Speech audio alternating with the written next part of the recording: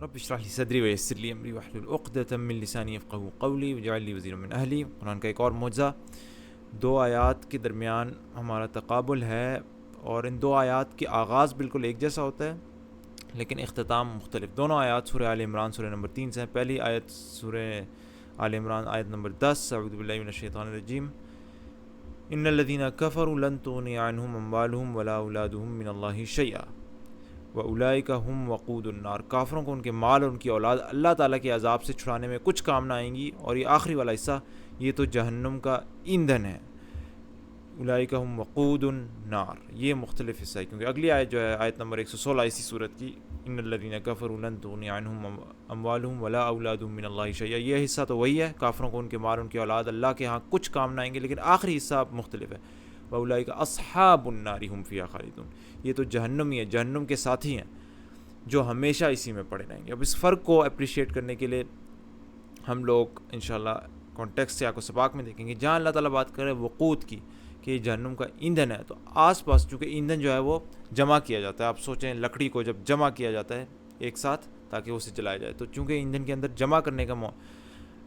وہ ہے ایک آئیڈیا ہے، اس لیے آپ آگے پیچھے دیکھیں، اس آیت سے پچھلی آیت میں بھی جمع کرنے کا ذکر ہے، آیت نمبر 9 میں، اے ہمارے رب تو یقیناً لوگوں کو ایک دن جمع کرنے والا ہے جس کے آنے میں کوئی شک نہیں۔ اور اس سے اگلی آیت کو چھوڑ کے اس سے اگلی آیت میں آیت نمبر 12 میں اللہ تعالیٰ کیا کہتے ہیں، کافروں سے کہہ دیجیے کہ تم عنقریب مغلوب کیے جاؤ گے، جہنم کی طرف جمع کیے جاؤ گے۔ چونکہ یہاں پہ جمع کرنے کا مضمون چل رہا ہے تو زیادہ مناسب تھا کہا جاتا ہے کہ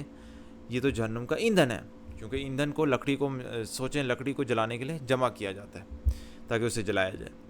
تو یہاں پہ زیادہ مناسب تھا۔ جبکہ سورہ آل عمران کی آیت نمبر 116 میں کہا کہ یہ تو جہنمی ہے، جہنمی سے مراد اصحاب النار، جہنم کے ساتھی ہیں جو اس میں ہمیشہ رہیں گے۔ تو اس سے اگلی آیت میں 117 نہیں بلکہ 118 میں بات کی جا رہی ہے کہ اے ایمان والو تم اپنا دلی دوست ساتھی ایمان والوں کے سوا اور کسی کو نہ بناؤ، تم تو نہیں دیکھتے دوسرے لوگ تمہاری تباہی میں کوئی کسر اٹھا نہیں رکھتے، وہ چاہتے ہیں کہ تم دکھ میں پڑو۔ سبحان اللہ۔ تو یہ لوگ گویا زبان کے اعتبار سے یہ لوگ چاہ رہے تھے کہ اہل ایمان کے ساتھی بن کے ان کے لیے دکھ اور تباہی اور انہیں پریشان کریں، انہیں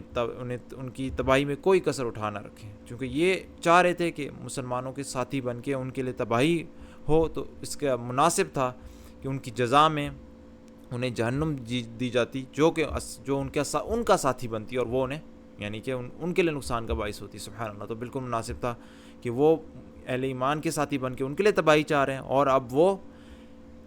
اس کے نتیجے میں انہیں آگ کا ساتھی بنایا جا رہا ہے، اصحاب النار۔ سبحان اللہ، بالکل مناسب